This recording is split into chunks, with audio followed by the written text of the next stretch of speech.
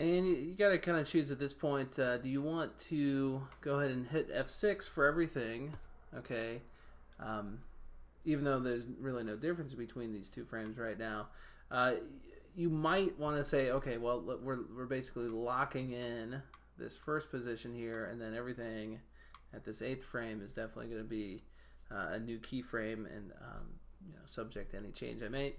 You could also undo that, and then you could just go, well, you know what, I'll let the program decide based on whether or not I actually end up moving something, whether or not it's going to put a keyframe there. Probably what I would do is, just because I'm more used to doing this, is just going ahead and saying, hey, I'm going to hit F6 right here.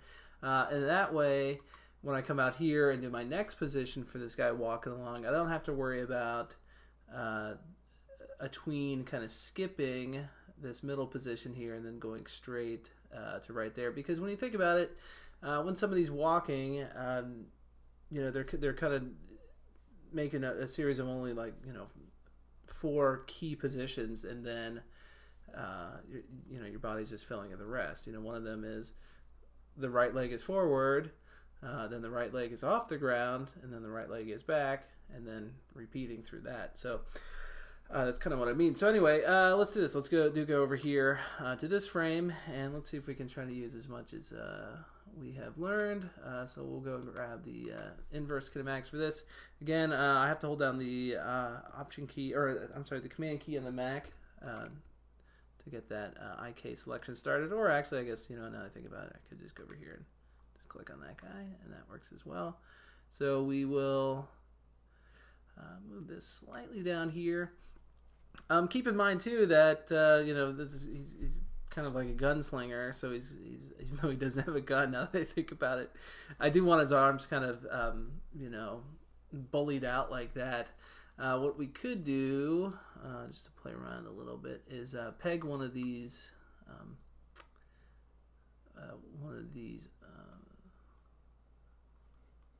what is it, joints.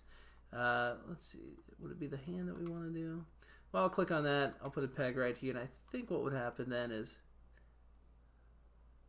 it's kind of similar to if I just disable the rotation on it. It's just not going to move around like that.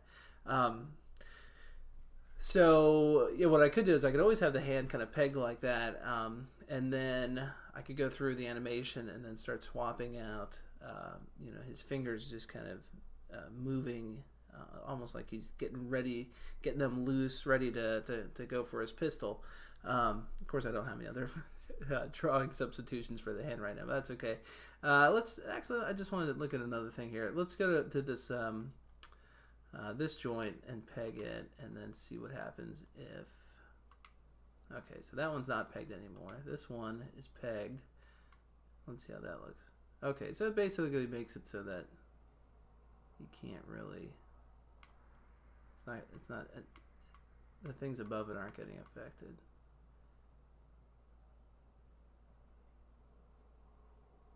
I think. Oh, let's just undo it. Okay, so far from frame 1 to frame 8 here, we don't really have a lot going on. We've talked about a lot going on, but we haven't really done much. Okay, let's fold this up. Let's go over here to this arm. Again, I still have the IK button on, and one key thing to note too, I still have the animate toggled on. I doubt I'll be turning that off anytime soon. There is a great hotkey for that. If I could remember it, I think it is Command A.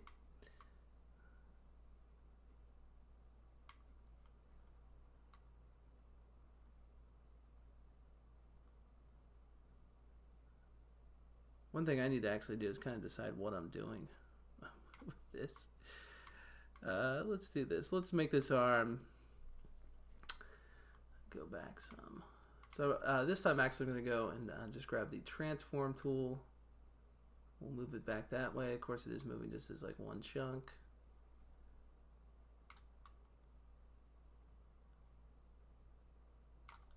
And let me actually start it back a little bit as well.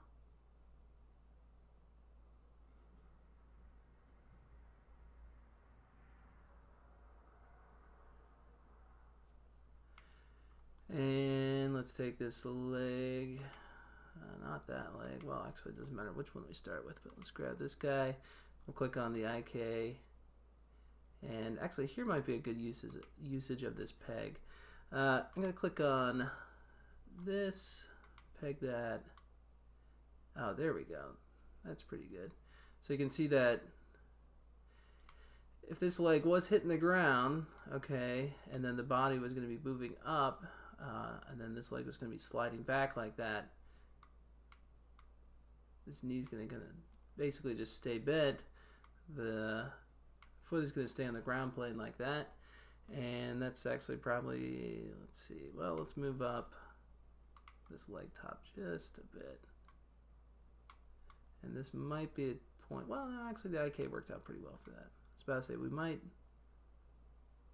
not want to use it there. Okay, then let's take a look at the other foot. This will be kind of obvious. This guy's coming forward, like so. We might want to actually go over here to this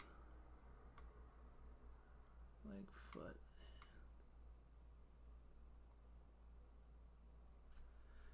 One thing to keep in mind is that visually this is pretty accurate for an extreme of 1/2 of your walk cycle here, where this arm is back, so this, I guess it's his right arm is back, and then the right leg is forward like that.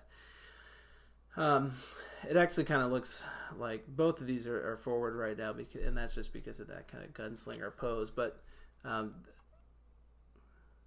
well, actually, no, this one's. Now I'm confusing myself. Somehow they're both right. Okay, let's do this. Let's go and take the head now, and for this, I'm just going to select. And move it down some. Of course, you could always squash it too. One thing that you can't do in Flash is scale things if they're on an IK chain.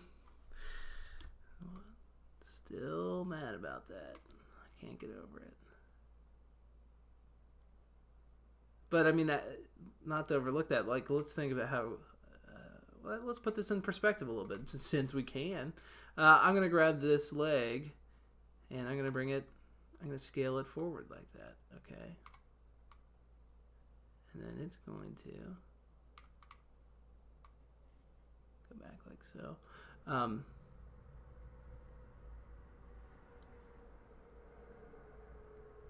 When I was doing that, it kind of seemed like this one leg was in front of that one, but yeah, I'm not seeing it there now. So, okay, so now let's come out this way. It looks like we did put a keyframe on everything, so that's fine.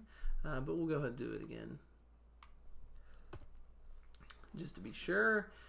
And where to begin? Let's just go ahead and grab this leg. Remember, this is still pegged. This middle part right here. So let's unpeg that guy, because we do need to kind of send it back like that and have that guy rotate as well. In fact, what we could do is switch over here to the transform tool, and I think we can start to just move that leg all the way back. Now that might be a bit extreme, and also one of the I think rare cases for us maybe swapping the Z depth for that leg, but let's not do it just yet. Let's not totally commit to that. Okay, let's try this too. Let's scale that. We can also skew it. Gosh, there's so many different ways we can manipulate this thing.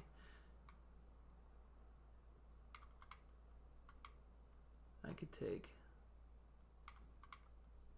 Oh, look at that. Oh, I see. I was one frame past. I was about to say, what program am I using? There we go. Okay.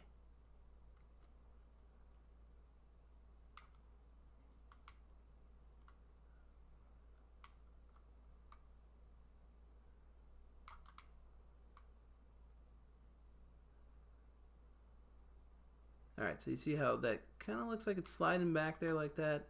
And then let's actually scale it down even more. And move it just a little bit. Man, this is easy to do. Okay, so let's grab, oh, you know what, I did it again. Oh, just slide that over there, that works. Let's grab this leg, and again, I'm using the transform tool right now. Okay, so not the IK tool, but I could switch over there to that, and click right there.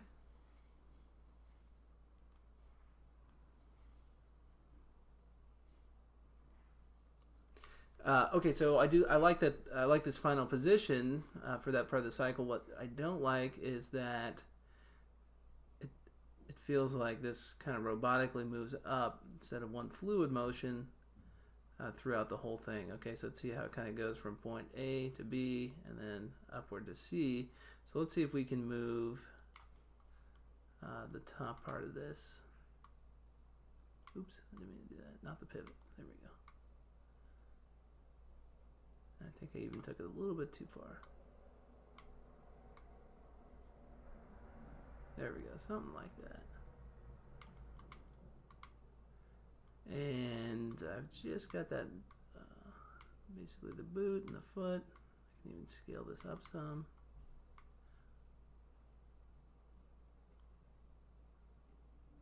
And it kind of seems like now my starting pose probably should have had that a little bit skinnier and a little bit more squashed off to the side, like so. Because we do tend to I'm squishing this one in on itself quite a bit over here.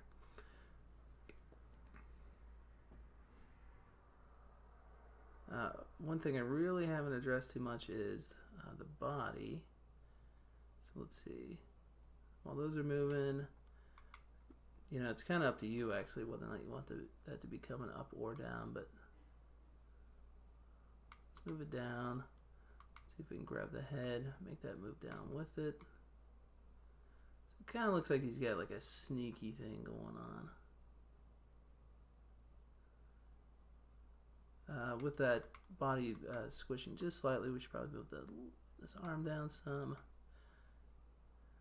And speaking of this arm, let's go ahead and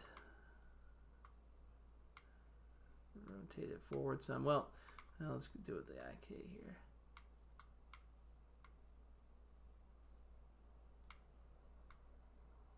here. And maybe this is a point where we don't do it with the IK.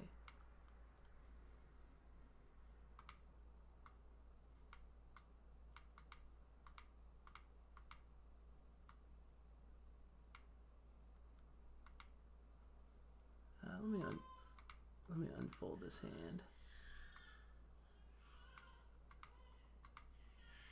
Keep in mind too, for this kind of cowboy gesture, we might even be making this move too much, because it almost looks like he's folding this arm into himself. We don't want that.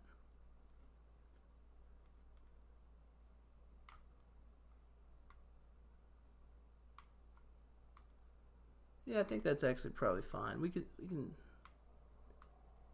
keep the arm kind of out like that and still give the impression that, you know, the arm is kind of swinging like human arms do move when they taking steps. Okay, let's deal then with this back arm. Let me collapse this guy, fold this guy out. We'll try to use IK on it. Yeah, that's actually swinging okay. Let's go down here to the hand. Rotate that in some. Let's take this arm and let's move it like so. We could actually maybe even scale this down some.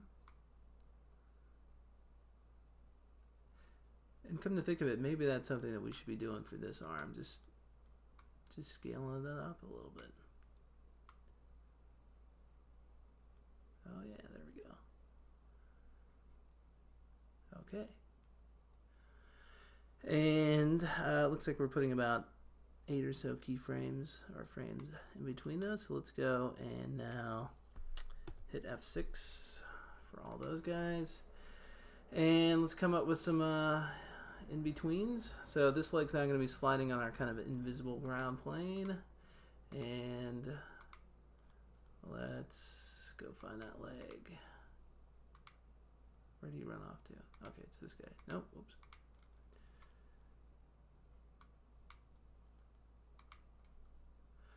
Probably want to peg that like we did before, and then just, whoops, swing that like so. Let's actually switch back over here to this one and just squish it up. Okay, yeah, that's going to be a problem. Let's undo that. I think that's one of those cases where we had good intentions, but it just wasn't going to work. Okay. Alright, don't flip on me. There we go. Go back over here. Squash this up.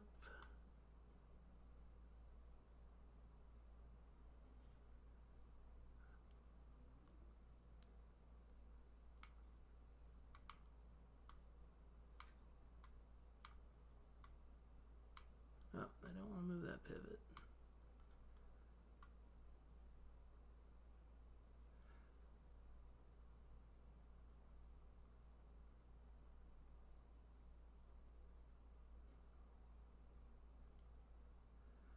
What I'm going to do here is take the body. I'm going to actually shift select everything and then move that down some.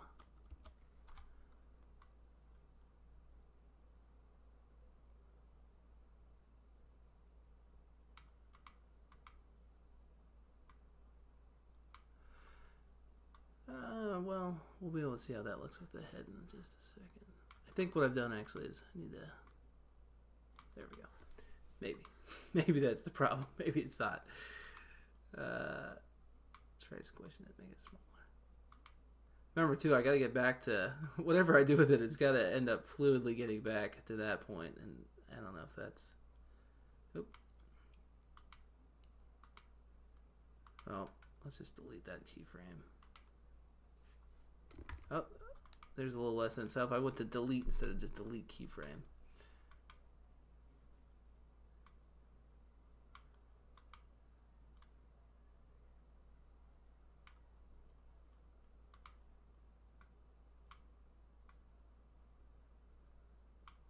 Okay, and let's see. Well, I'm looking at my other leg down. I'm just trying to decide if it makes more sense to just go and copy some of these frames than I had before. I say we do that. Copy frames.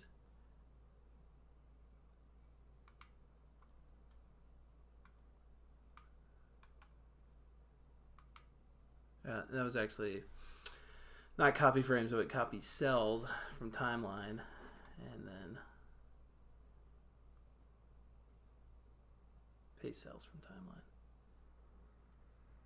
Okay, so since that's coming forward again, we don't want to make it. We don't want it to seem like it's sliding on the ground. So what we're going to do is just let's try and raise it up like that.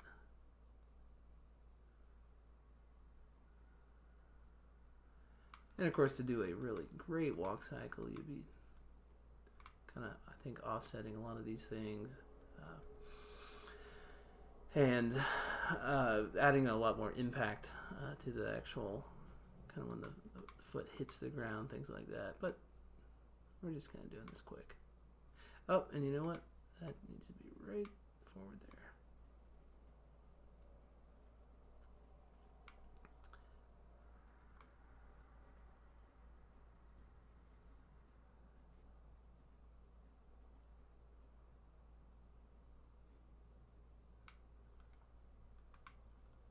Okay, deal with these arms. We'll just move them back.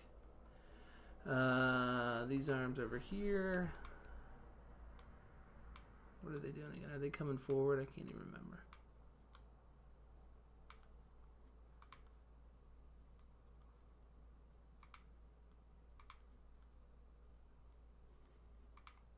Oops.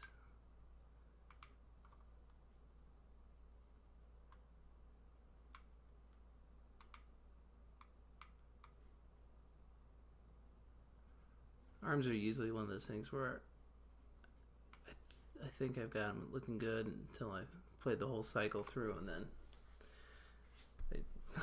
they need a lot of readjusting. Okay, so I'm just going to come out and let's go ahead and just select all these. Go down to copy cells from the timeline. That's getting cut off. It's really below the screen there, but you can just listen to what I'm saying and do the exact same thing. I guess I could just come over here too, and let's see. So, where is paste? Tools, paste. No. Okay, well, I'm just not seeing it. Paste cells in from the timeline, so that will get us back to our first frame. And here's where we can really end up critiquing our work. If it looks like a guy walking in a cycle, then we've done our job. One thing I forgot to do is move this head after. So this head needs to go back down here.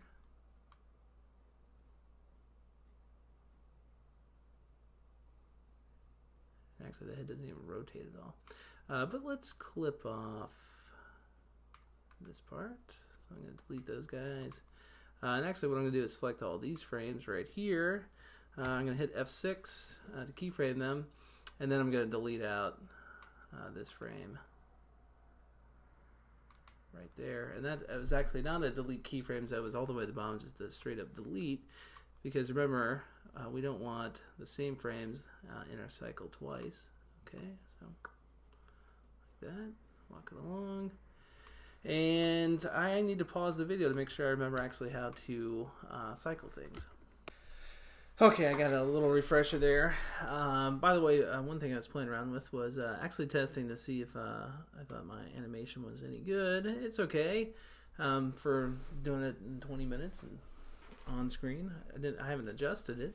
But go and what I did is I made it so that my exposure is only down to just this exact amount of frames that I have for the walk cycle. I clicked on loop and play forward just so I can actually see how it's looking, and it's okay. I mean, it's fine. My screen capture software is not going to be set as you know, the frame rate I'm seeing of that, so it might look a little choppy for you guys, but you can of course always test my example files. That's not to say that I won't clean this up a bit after I get done with the video, because I like rewriting history. But yeah, I actually think it looks pretty good right now. So let's do this. I do need actually the I should only be viewing this exact amount of frames. Okay, so I needed to do that anyway to do this cycle. And it turns out actually that I didn't even really need to put in this master peg at this point. I'm not going to worry about deleting it though for right now. What we'll do is just grab all these keyframes. Okay, so just got them all selected. And what I'm going to do is just dump them into the symbols library. Probably, yep, turns out whatever, I guess whatever the top layer, or maybe even whatever layer I was dragging from, ended up taking the name of that. So it ends up being ARM11, and what I'm going to do is just rename this to be, we'll just call it walk cycle. And you might even notice that I already have another cycle in here from before. See that? Yep, it looks the same. And so if I were to play through this, you can see, sure enough, there's my little cycle in there. It actually looks kind of funny because the preview area shows as much as possible, so it was actually making it kind of fisheye forward a little bit. So now that we have that cycle in there, what we're going to do is we're going to create a peg just only for that. So although I'm kind of nervous to let go of them, well, actually, you know what I can do is just make these guys invisible for right now. And then let's create another layer. Let's put this up at the top, or maybe not. Okay. Let's move this out some. Okay, so let's do this. Let's take my walk cycle, put it down there, I think. Actually, you know what? Let me undo that. Let me actually create an empty peg layer first. And then I'm just going to drag this onto the peg. Okay, that was pretty key, I think. Because now when I drop that symbol on there, I'm actually seeing each one of these frames put out onto the timeline like that. Okay, this guy's walking along. Remember too, you're not seeing what I had before. What I had before was viewable over this way. Okay, they're doing the same thing. Actually, maybe this is a good example to have them side by side like this. Oh, I didn't mean to animate that though. Turn animate button off. Okay, so there they go. They're both doing the same exact thing, but if I extend the exposure out this way, and actually I think a second ago I just referred to moving this thing as extending the exposure, but that's not correct. That's just giving me more timeline area. And then you can see that this guy stops moving, okay, and actually they both stop moving. But what we're going to do is select these frames out to here, okay. With them selected, I'm going to right click, and I guess you guys aren't seeing it, but there's a create cycle under right click there. Let's see, maybe I can find it.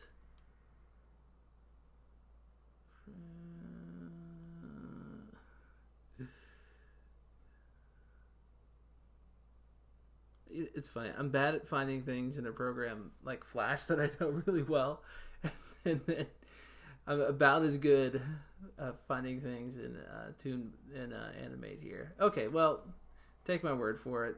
If you right-click, you will see Create Cycle down there, and now you get this box that shows up, and we'll just set this to be 3. Okay, in fact, let's see, move this out even further. Okay, so now this guy keeps on walking, like so. And what's cool too is as you're going through this thing, you can see, at least with this guy selected, your drawing substitutions are showing up there. So I guess if you did want to kind of go crazy at one point, like right here, I could move that out like that, and then that'll break it from its thing, from the cycle, using a very technical term like thing. Scoot that back though. And I do have this peg up here, so let's actually make this invisible again.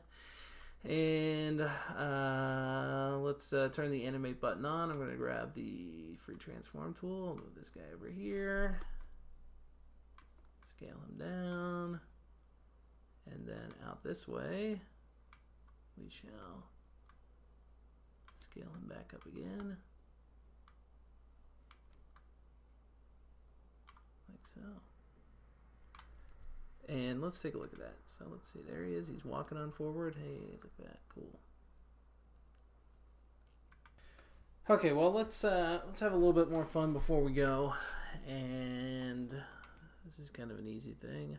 I'm gonna right-click on walk cycle here, and actually, no, I'm not. I'm just gonna go over here to effects, and guys, there's a ton of them.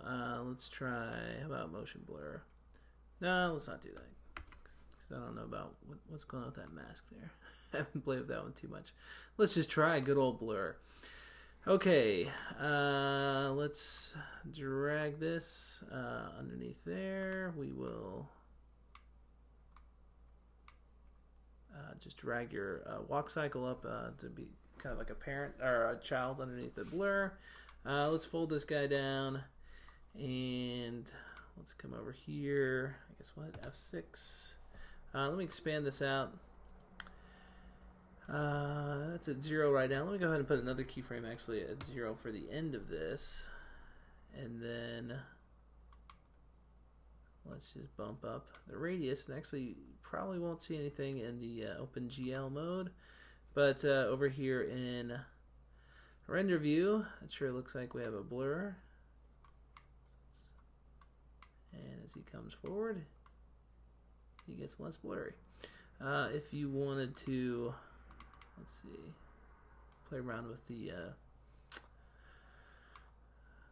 Bezier of that, or the easing of it, you can come into here and just kind of pull on these curves for doing that. I'm not too good at figuring out which ones. Let's see. I think I'd have to play it to be able to see. By the way, if you want to get a real render of what you've done, click on this play button when you're in render mode here. Okay. For a second there, I forgot that that's what you had to do, so I kept clicking on that, and it was just playing through this thing. All right, so once you've done that, this should open up. It's loading the frames in there into the animate player, and then once they're in there, you can click on play again. It's hard to tell. I think I actually might have slowed down the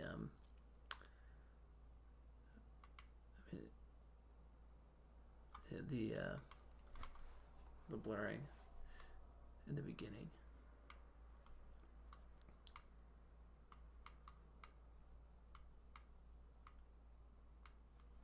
One thing we could do though, let's look around for where we can set the background so it's not black.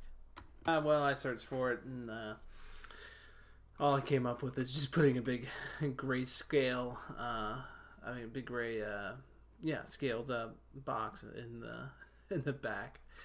In fact, actually, if I switch to perspective, maybe you can see it a little bit better. There is just a big square back there. But that perspective mode looks pretty cool, doesn't it? I think the next thing I teach is going to have to be something to do with creating some neat multi-layered scenes like that, because it does appear to be some real 3D action going on there. So let's go back to camera, and actually I've already rendered out what went on today. Let's start it back at the beginning here. So sure enough, there's a little cowboy walking forward. I guess actually we didn't end up doing any of that nudging in 3D space, other than just demoing it, how you do that. But it is possible. It's one of the cooler things about that. And two, we didn't really get heavy into changing out the arms, but you can always do that. And of course, if you want, look at this. You can go over to your library, and your walk cycle's in here. So you can, let's say, double click on this. Actually, let's get out of this render mode here. And so, you're going through here, and you go, you know what? I do want some sort of curve on one of these arms. Maybe, let's see. Maybe that one right there. So you grab this arm.